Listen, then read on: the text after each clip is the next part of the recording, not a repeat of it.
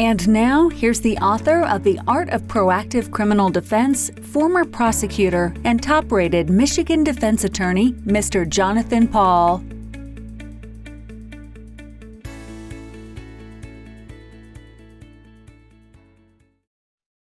Okay, so today we're going to talk about embezzlement cases, and this is one of the chapters in the book here, The Art of Proactive Criminal Defense.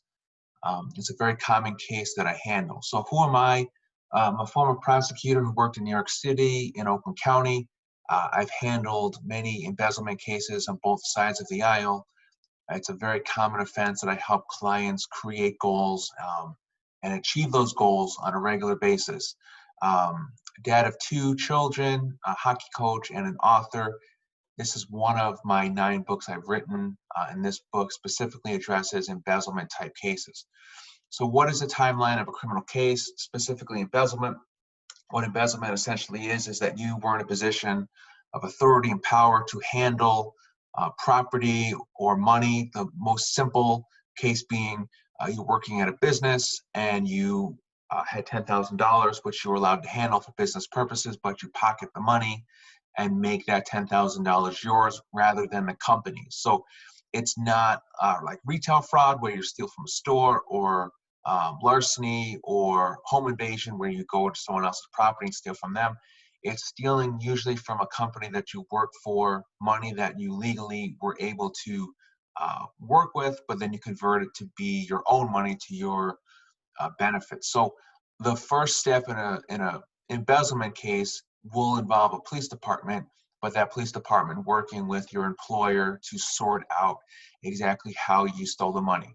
It can be very complicated, it can be very simple, but the police department will be that first contact, and most likely will be the person that calls you to alert you of an investigation and to have you come in and talk to a police officer. Now, the advice of not to go in and talk to a police officer because it doesn't benefit your case is typically what I tell clients. For an embezzlement case, it could be a little bit different. If there could be a civil resolution rather than a criminal case, it may be possible to negotiate something with the police and the business owner before the case goes to the prosecutor.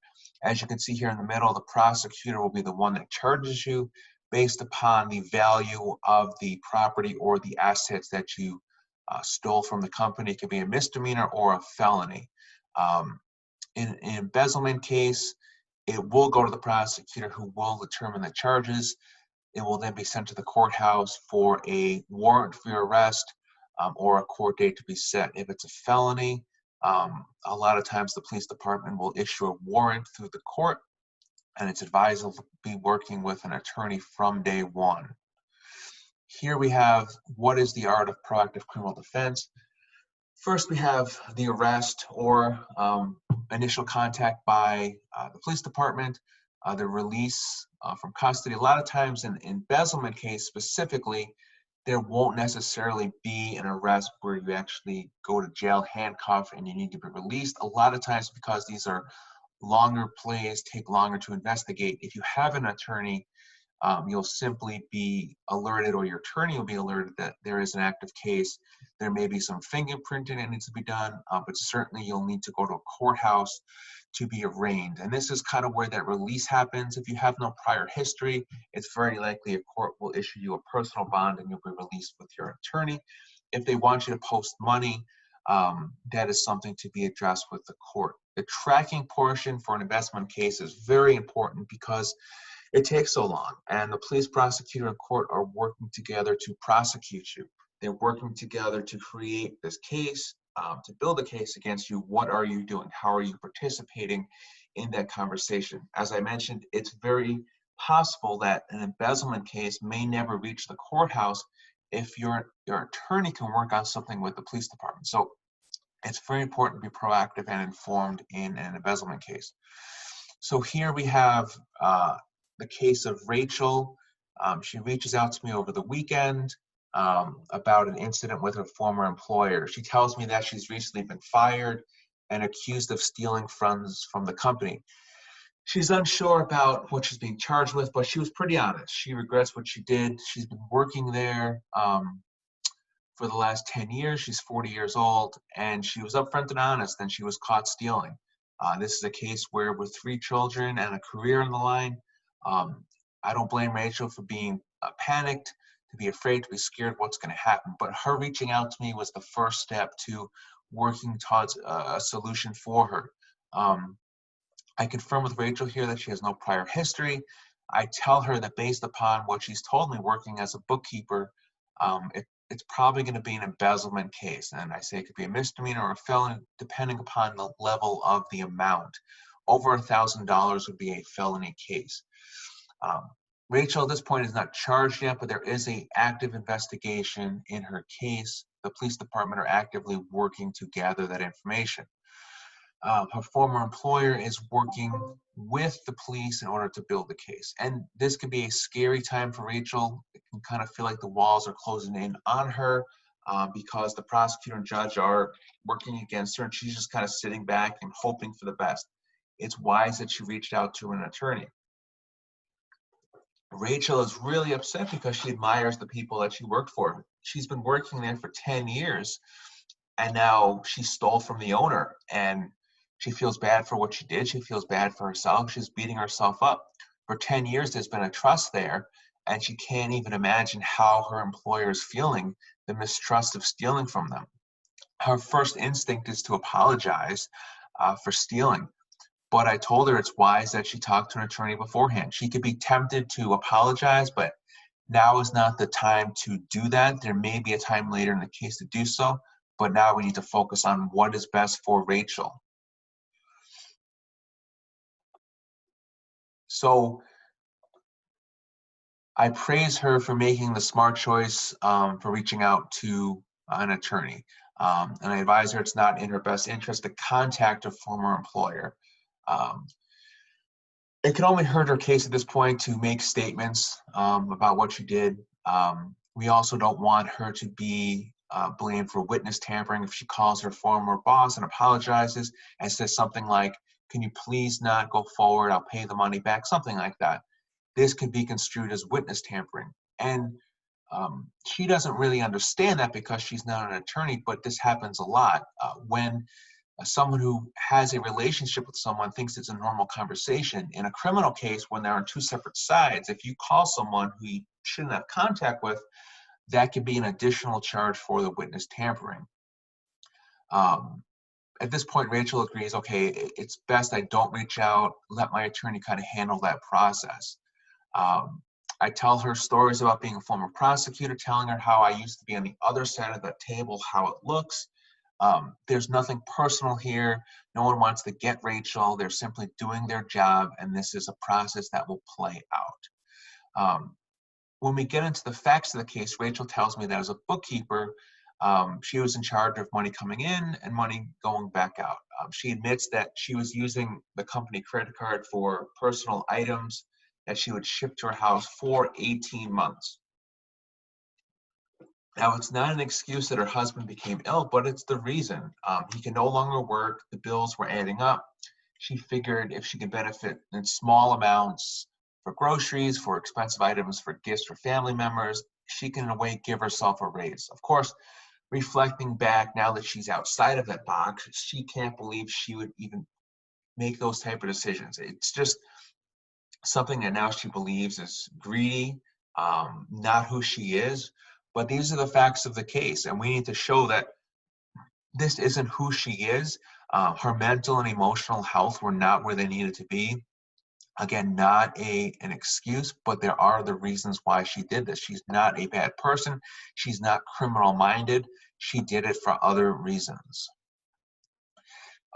Here I have, she admits that in a weird way, she was happy that she was caught. A lot of times, clients who are in embezzlement cases, they can't help themselves. Once you make that first transaction that breaks the law, it's just a path you go down where you can't stop. And being caught was in a way a relief to her. She estimates there's about $10,000 in personal expenses on the company card. And she would simply just pay the credit card bill from the business account. The business owners trusted her. They weren't looking, but she got sloppy. And at one point, a large order showed up at the office while her her and the family were on a vacation. So the owner backtracked and realized that she was paying for items out of the company's funds. She, when confronted, cried and admitted that she's been doing it. So the owner went to the police, and now we have a case. So here I have the owner did their digging, no choice but to terminate her. She understood that.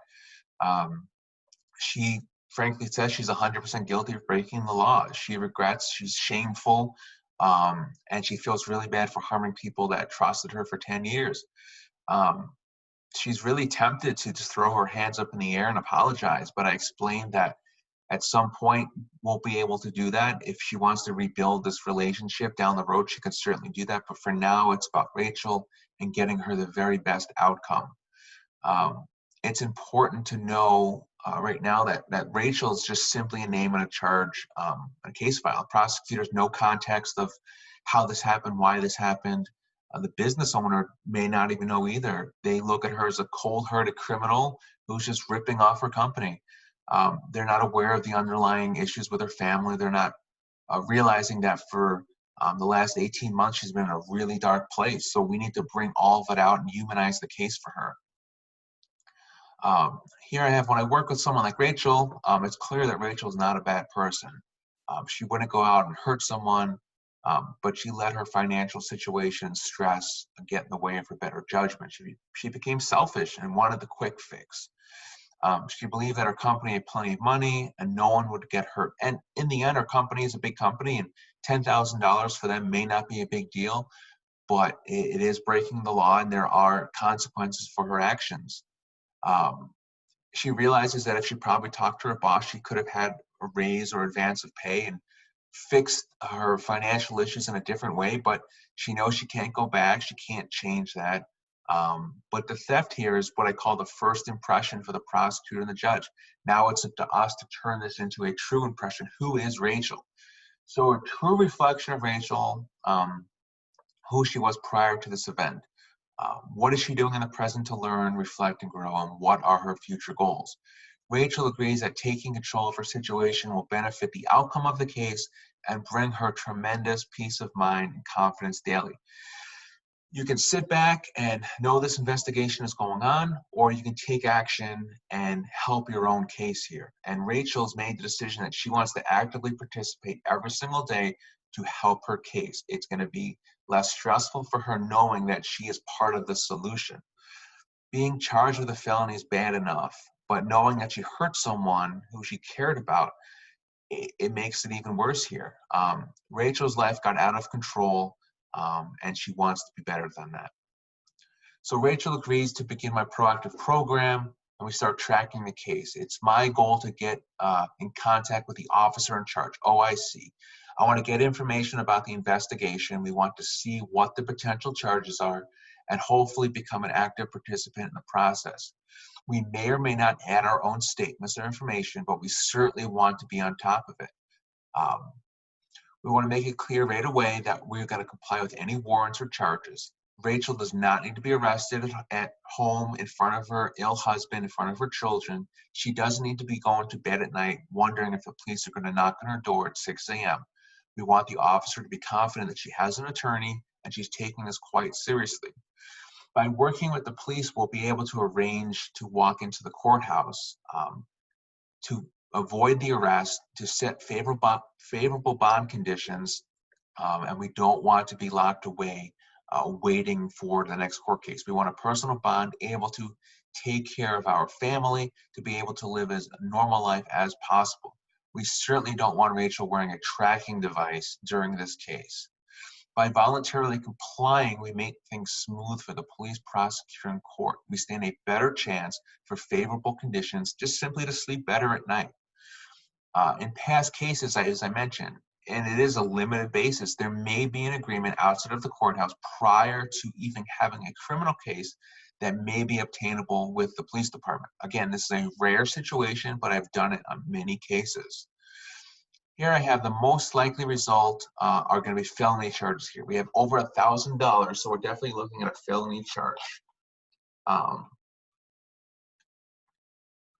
as I put here, we at least want to have the conversation about resolving this prior to having a court case, but assuming we do, we need to track the case and be an active participant. Rachel, in her downtime, is going to work on her mental and emotional health.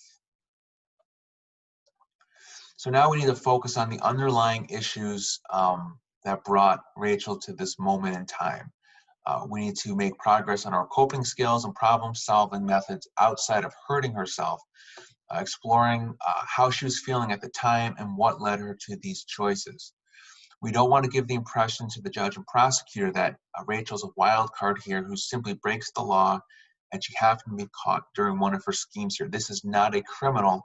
This is someone who's caught up in her mental and emotional health going sideways, and that needs to be put back on track because overall she's a law-abiding citizen. We don't want her to be someone who broke the law who doesn't understand why she broke the law. That's a wild card. A judge is going to be fearful that she'll go back out and commit more crimes.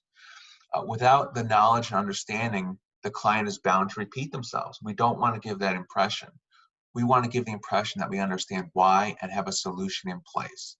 So we want to get into some sort of counseling, mental health counseling that will allow Rachel to get things off her chest, to talk about what's going on in her world and ways to alleviate that stress. This case is going to make her even more stressed out, but working towards a solution where she doesn't have a felony in her record, she doesn't have a criminal record that indicates she stole from an employer. That's our goal here. We want her to move forward with a career with the insight and awareness of how she ended up here. We don't want to have this to happen again. Rachel's going to be spending a couple hours each week giving back to her community for community service. It's best if it's done in the same county or city. We want to be a positive person in our community. We want to give back to that community. So a few hours a week working with an organization, part of our proactive plan, it can show that she's a positive person and overall a positive member of our community. So if you're focusing on her needs, problems, and a stressful life brought about this case, by going into our community to help others who are less fortunate, it can reflect that she's coping with the situation and appreciating what she does have versus what she does not have. For Rachel to come to court with 50 hours of community service log, it's going to be quite impressive, sending a strong message to the judge and prosecutor. This on top of her counseling. Ultimately, it's our goal to keep a felony off of Rachel's record. If we're able to do so, we're going to be able to work with the prosecutor, judge, pay that money back, and hopefully work towards the best solution for her, which for a first offender for an embezzlement case, I always say if we don't go to jail and we avoid a felony on our record, that is a great outcome. We can go from there. So if you are someone you care about is charged with embezzlement or believe there's an embezzlement investigation going on around you, reach out to me, visit my website, email me. Let's talk about what's going on and let's put a plan in place.